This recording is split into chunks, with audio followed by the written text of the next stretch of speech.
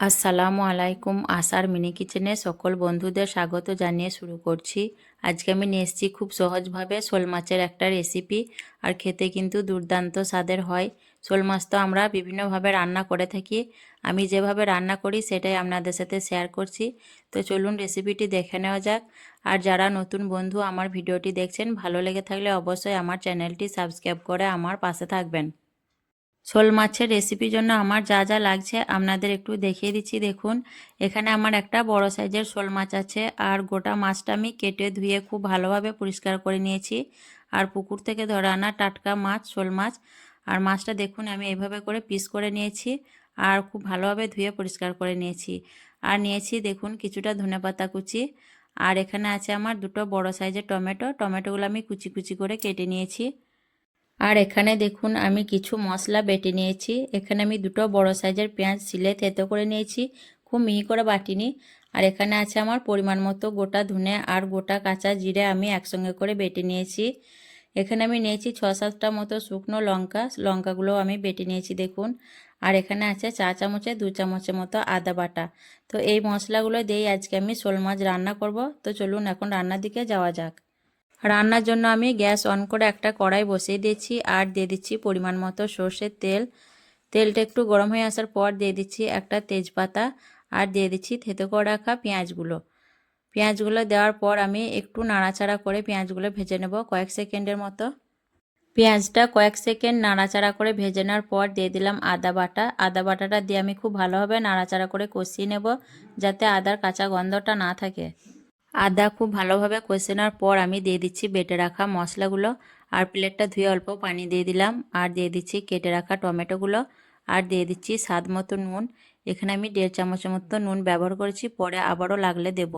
আর দিয়ে দিচ্ছি 1 চামচ হলুদের গুঁড়ো। আর এখানে আমি আর ঝাল দিচ্ছি না, পরে আমি আবারও কাঁচা লঙ্কা ব্যবহার করব। ঝালটা অবশ্যই নিজেদের পছন্দ অনুযায়ী দিয়ে দিবেন। আমি নাড়াচাড়া করে দেখুন 3 থেকে 4 মিনিটের মতো খুব ভালোভাবে মশলাগুলো কষিয়ে নেব, যাতে মশলাটা থেকে তেলটা ভালোভাবে ছেড়ে দেয়। মশলাটা দেখুন আমি খুব ভালোভাবে কষিয়ে নিয়েছি, আর মশলা থেকে দেখুন তেলটা কিন্তু খুব সুন্দরভাবে ছেড়ে দিয়েছে, আর মশলাটাও কিন্তু খুব ভালোভাবে কষানো হয়ে গেছে। এখন আমি মশলার মধ্যে দিয়ে দিচ্ছি দেখুন কেটে ধুয়ে রাখা শোল মাছগুলো আমি সব একে একে দেখুন মশলার মধ্যে দিয়ে দিচ্ছি।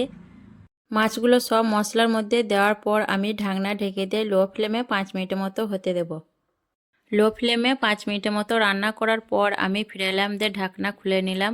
দিয়ে আমি একটু নাড়াচাড়া করে মশলার সঙ্গে মাছগুলো একটু কষিয়ে নেব। আর এইভাবে করে শোল মাছটা রান্না করলে খেতে কিন্তু দুর্দান্ত স্বাদের হয়।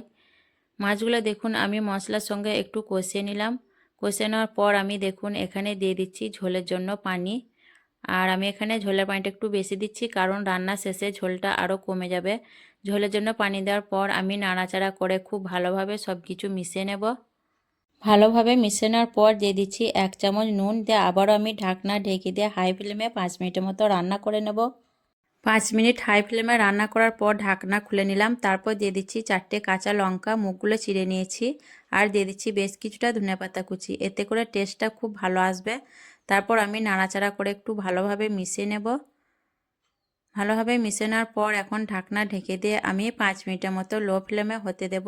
তারপর আমি কিছুক্ষণ স্ট্যান্ডিং টাইমে রেখে আপনাদের দেখিয়ে দেব। স্ট্যান্ডিং টাইমে রাখার পর দেখুন কতটা লোভনীয় হয়েছে দেখতে। আর এইভাবে আপনারাও খুব সহজে শোল মাছের রান্নাটা করে নিতে পারবেন, আর খেতেও কিন্তু দুর্দান্ত স্বাদের হয়। তো আজকের এই শোল মাছের রেসিপি কেমন লেগেছে অবশ্যই কমেন্টে জানাবেন। ভালো লাগলে লাইক করবেন, শেয়ার করবেন, আর আমার চ্যানেলটি সাবস্ক্রাইব করে আমার পাশে থাকবেন। আসবো আবারও অন্য কোনো রেসিপি নিয়ে। সকলে ভালো থাকবেন, সুস্থ থাকবেন। আল্লাহ হাফেজ।